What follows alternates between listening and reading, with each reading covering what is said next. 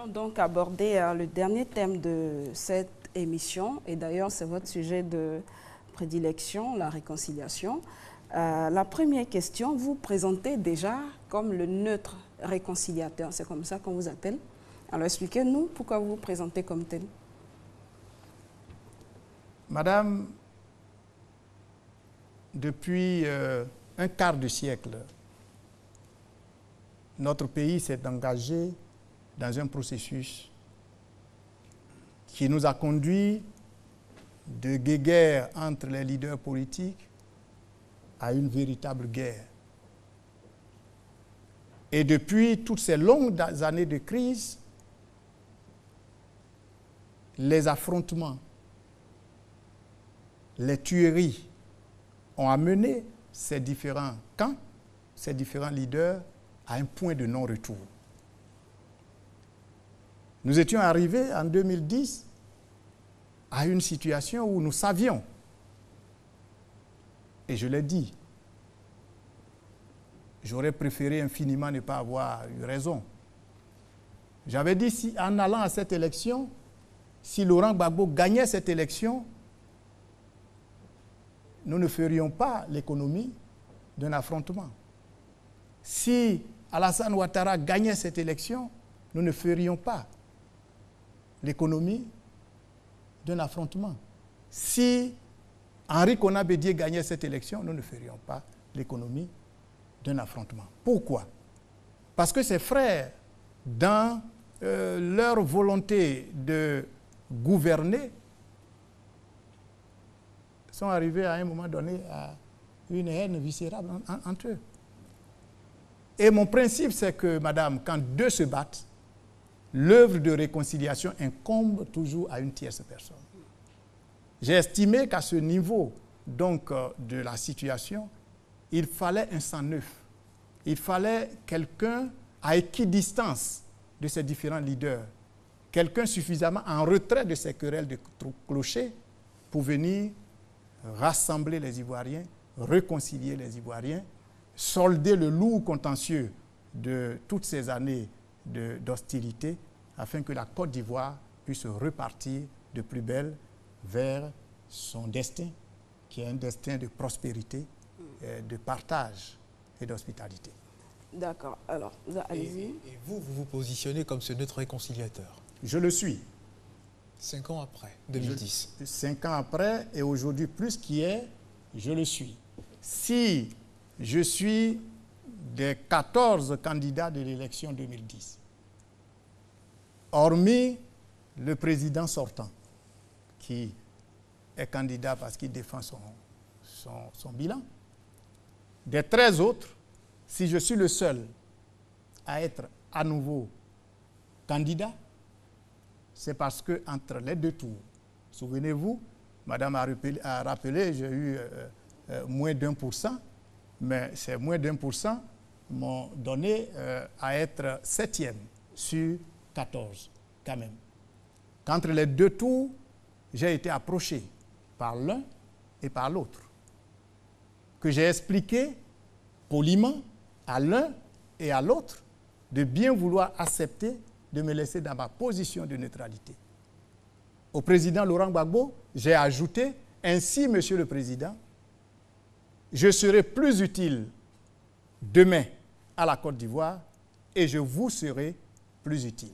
Je ne sais pas si c'était une parole prémonitoire ou prophétique, mais aujourd'hui, vous en jugerez. Dans tous les cas, vous l'avez dit, hein, c'est un appel que vous avez reçu, un appel de l'esprit. Donc, on peut vous concéder cette prophétie. Merci. Et on espère bien que vous serez président au soir du 25 octobre.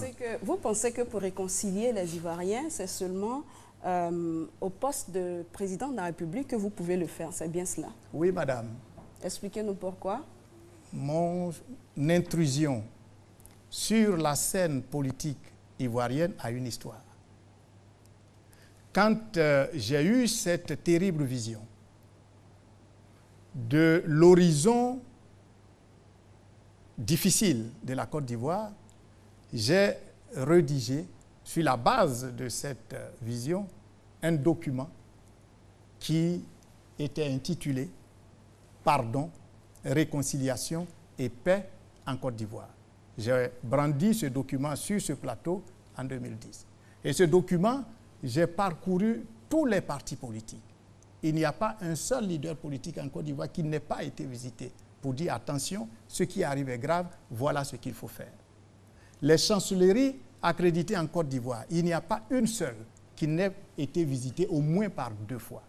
Ayant fait tout ce tour et n'ayant eu d'oreilles attentives, j'ai interrogé et j'ai eu cette précision. J'ai compris que c'était à moi d'aller au-devant du peuple et de mettre en exécution cette recette. D'accord. Alors, vous avez dit dans votre projet de société qu'aujourd'hui, les peuples se regardent en chien de faïence en Côte d'Ivoire. Alors, moi, je veux bien savoir, vous parlez certainement des communautés. De quelles communautés ou si c'est des peuples, de quel peuple s'agit-il en ce moment? Et puis, quels sont les actes ou les faits qui étayent votre affirmation? Oh, madame, moi, je suis dans le petit peuple. Je suis en campagne tout le temps. Et je regarde les Ivoiriens. Je n'ai pas 80 ans, c'est vrai. Mais j'ai vu les Ivoiriens faire avant 90. Je ne les vois pas faire la même chose aujourd'hui. Qu'est-ce qui a changé de 90 à aujourd'hui? La méfiance, la politique est passée par là. Aujourd'hui, Madame, mémoire de notre jeune nation, vous, journalistes qui investiguez, vous voyez très bien que aujourd'hui, les conflits intercommunautaires ne sont pas rares. C'est très rapidement qu'une simple dispute entre 2 enfants dégénère en affrontement. Et c'est légion, dans nos différentes communautés en tout cas. Les questions de foncier rural, c'est une bombe sur laquelle nous sommes assis. Les uns estiment avoir été dépossédés de leurs terres et c'est une réalité. Tout cela fait qu'aujourd'hui, les Ivoiriens se regardent bien en chien de faïence et la méfiance est de mise. Et quel est votre panacée quel est justement votre panacée pour briser ce champ de méfiance? Quel est votre panacée? Pour briser cette méfiance, il faut réconcilier les Ivoiriens. Comment, me diriez-vous? C'est ce que j'allais vous dire. La réconciliation nationale, pour la raison que je viens d'expliquer, doit être d'abord renvoyée à une poche neutre. Aucun protagoniste de la crise ne pourra réussir la réconciliation nationale. Je veux renvoyer, dès que je suis président de la République, une des premières décisions que je prends, c'est de renvoyer la réconciliation nationale entre les mains de ce que je considère comme une poche de moralité, les chefs traditionnels et les chefs religieux. Deuxième élément, je prendrai des mesures à faire baisser la tension. Lesquelles? Les premières mesures que je prendrai, c'est de faire en sorte que tous les Ivoiriens qui se retrouvent aujourd'hui en dehors de la Côte d'Ivoire et qui préfèrent les conditions difficiles d'exil à leur propre rentrée au pays parce que craignant pour leur propre vie ou simplement d'être jetés en prison, eh bien, j'appellerai tous ces frères et sœurs à rentrer immédiatement en Côte d'Ivoire. Moi, j'ai envie de savoir quelle sera la méthode à utiliser avec les chefs traditionnels, les chefs religieux, parce que ceux-ci ont été à plusieurs reprises impliqués dans des solutions, des tentatives de solutions pour aider à la réconciliation. Quelle sera votre méthode? Alors, je précise que je ne parle pas simplement d'implication. C'est bien joué de prendre, de mettre une commission et puis saupoudrer de 3 à 4 chefs traditionnels pour dire on a mis les chefs traditionnels à contribution. Je dis, je vais renvoyer la réconciliation nationale entre les mains des chefs traditionnels et des chefs religieux. Ils en auront toute la responsabilité. ils auront pour tâche de parcourir la Côte d'Ivoire pour panser les plaies et les meurtrissures des cœurs qui sont encore vivaces, apporter le pardon de la nation, parce que dans cette affaire de pardon, il y a la défaillance de l'État qui a créé ce que nous avons connu. L'État aussi doit demander pardon. Il y a également à faire en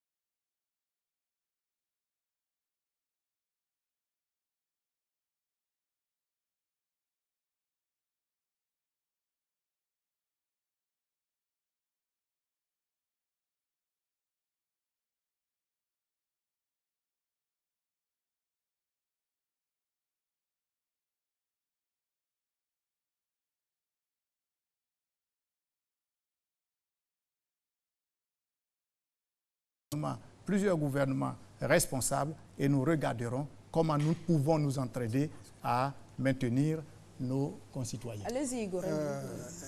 Pour vous, les immigrés ne peuvent pas constituer une source de richesse, ou bien les considérez-vous comme des grignoteurs de tout ce qui devait revenir aux nationaux? Non, pas du tout. Ce pays a une histoire. Et ce que nous sommes dépend aussi de l'apport de nos frères et sœurs qui sont venus nous aider. Il ne s'agit pas de ceux-là. Ceux-là, dans la plupart des cas, sont devenus ivoiriens, sont intégrés. Non, je ne parle pas de ceux qui ont des attaches, j'allais dire, de ce niveau avec nous. Mais remarquez que c'est tous les jours quand même que nous recevons. Je parle de ceux qui arrivent. Si nous étions à 20%, si à partir de 24%, nous avions essayé de filtrer davantage nos entrées, aujourd'hui, on ne serait pas à 24%, puisque la vie, ça se renouvelle, mais ça part aussi. Donc, je parle de ceux qui arrivent maintenant. Je parle de ceux qui ne peuvent pas justifier véritablement d'une activité concrète. Je parle de ceux qui ont besoin d'aide, de ceux qui ont besoin d'être assistés. Est-ce que il ne serait pas intéressant ou bien possible de faire une naturalisation massive et puis à partir de là, elle serait une nouvelle politique? C'est une solution. C'est une solution. Je parle du futur. Je parle de ce qui arrive. Et je dis, nous ne pouvons pas accueillir comme nous accueillions. Nous étions 3 millions d'Ivoiriens lorsque nous prenions notre indépendance. Nous sommes aujourd'hui plus de 22 millions. Avec les crises que nous avons connues, 25 ans durant, nous n'avons pas développé le dispositif d'accueil. Et aujourd'hui, vous croyez, quand vous avez une maison de 2 pièces, vous pouvez accueillir tout au plus 5-6 personnes. Si vous en avez 20, vous allez avoir des problèmes pour les loger et finalement, vous n'aurez pas rendu service. D'accord. Alors, Konan Kouadio Siméon, nous sommes pratiquement au terme de notre émission. Déjà? Merci en tout cas d'avoir accepté notre invitation.